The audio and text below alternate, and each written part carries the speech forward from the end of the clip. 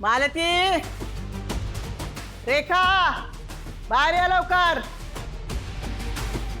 काय झालं काय? कशाला ओरडतीयस सतत? आणि हे काय सारखं सारखं कशाला सभा भरवतेस ग? काव्या, आले आले.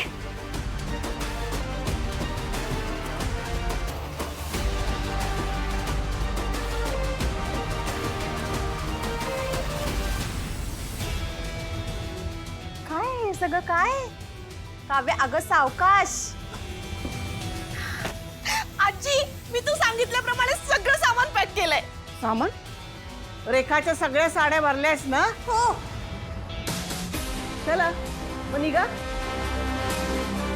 आता तर आलोय रिसॉर्ट वरून. परत कुठे जायचंय आता? कुठे म्हणजे काय? घराच्या बाहेर. घराबाहेर कशाला?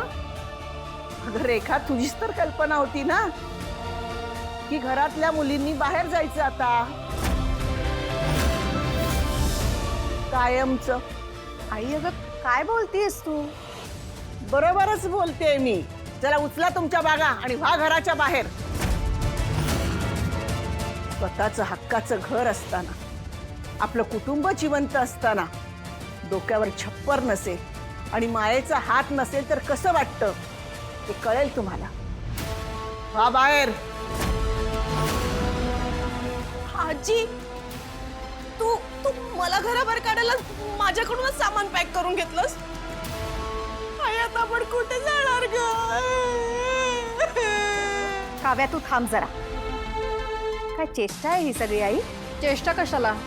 त्यांच्या लाडक्या नातीला घराची दारं बंद केली आहेत ना, म्हणून चाललंय हे सगळं. हो ना? काव्या, त्या बॅग जात ठेव. हो हो आई. खबरदार, बॅगा आत नेल्यात तर आत्ताच्या आत्ता पोलिसांना बोलवीन आणि सगळ्यांना घराच्या बाहेर काढीन. लक्षात ठेवा, अजूनही हे घर माझं आहे. आई अगं एवढुश्यावरून तू काय घराबाहेर काढणार आहेस का आम्हाला? वेडबीड लागलंय का? रेडी झाले होते, पण आता शहाणपण आलंय मला. खरं तर हे मी सगळं आधीच करायला हवं होतं, जेव्हा तुम्ही सगळ्या मिळून तारिणीचा पदोपदी छळ करत होता. आधीच बजावलं होतं तुम्हाला, माझ्या तारिणीचे हक्क तिच्याकडून ओरबाडण्याचा प्रयत्न करू नका, नाहीतर गाठ माझ्याशी आहे. तारिणी तुझी, मग आम्ही कोणाच्या? तुझी मुलगी, तुझी सून, तुझ्या या नाती त्या तुझ्या नाहीत का? नाही, दुसऱ्याच्या हक्कावर डोळा ठेवणाऱ्यांशी माझं कसलंही नातं नाही. अगं कशासाठी त्या तारिणीचं माहेर तोडायला निघालात तुम्ही? ज्या आईनं तिला जन्म दिला, तिची एकुलती एक आठवण जपून ठेवल्याबद्दल. अगं तुम्हाला सुद्धा मुली आहेत ना? आणि काय ग रेखा, दिवसातून 10 फोन येतात ना तुला निशीचे. एकमेकींशिवाय दिवस जात नाही तुमचा. हा, तारिणीला लहानपणापासून तिच्या आईचा सहवास लाभला नाही. तू सुद्धा तिला कधी जीव लावला नाहीस. किती आठवण आली असेल तिला तिच्या आईची, त्याची कल्पना आहे तुला? अगं लाज वाटते मला तुम्हाला आपलं म्हणायची.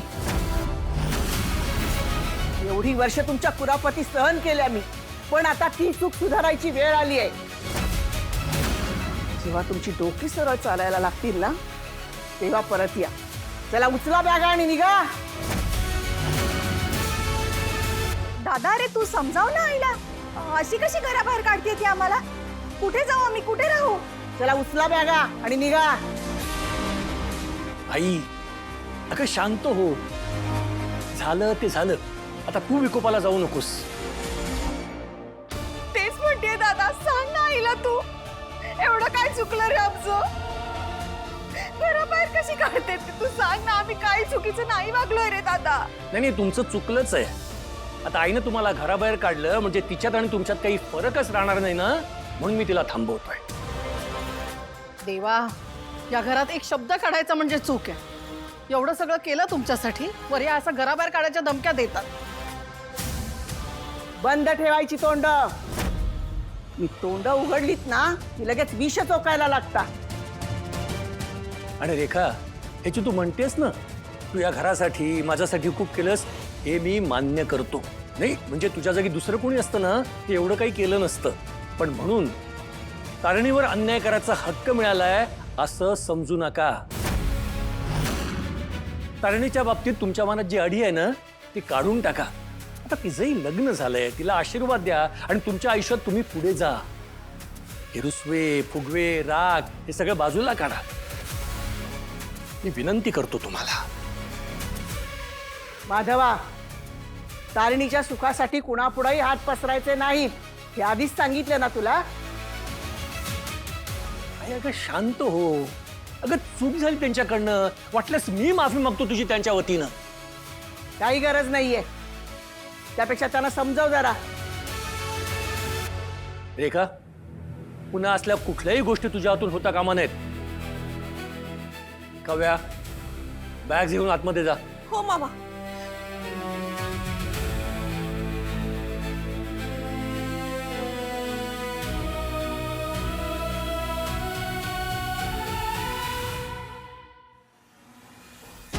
आई शांत हो ग. अगं एवढा राग तब्येतीसाठी चांगला नसतो. अरे मग काय करू माधवा, आपण आहोत तोपर्यंत तारिणीच्या पाठीशी उभे आहोत. उद्या आपल्यानंतर काय? आई अगं असं नको बोलूस का. असं काही होणार नाहीये. मी तारणीचे हक्क कोणी काढून घेणार नाही त्याची काळजी घेईन.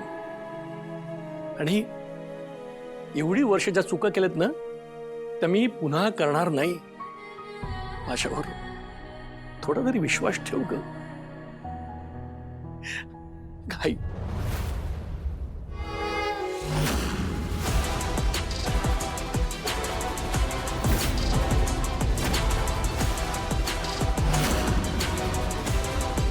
हेड कॉन्स्टेबल परशुराम बेलसर, तारणीची आई.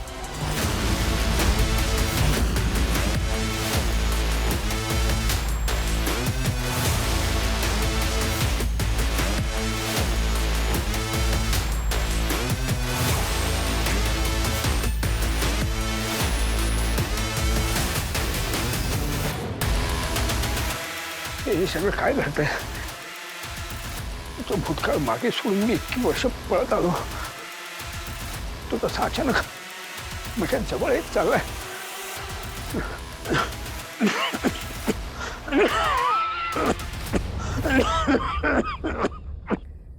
बरं केदार, तारिणी, आज चैत्र नवरात्र आहे, उत्तम दिवस आहे. तुम्हा दोघांनाही देवीच्या दर्शनाला जायचंय. देवीचं दर्शन घ्या, तिची ओटी भरा, कुंकुमार्चन करा. तुमच्या संसाराची नवीन सुरुवात होतीये ना.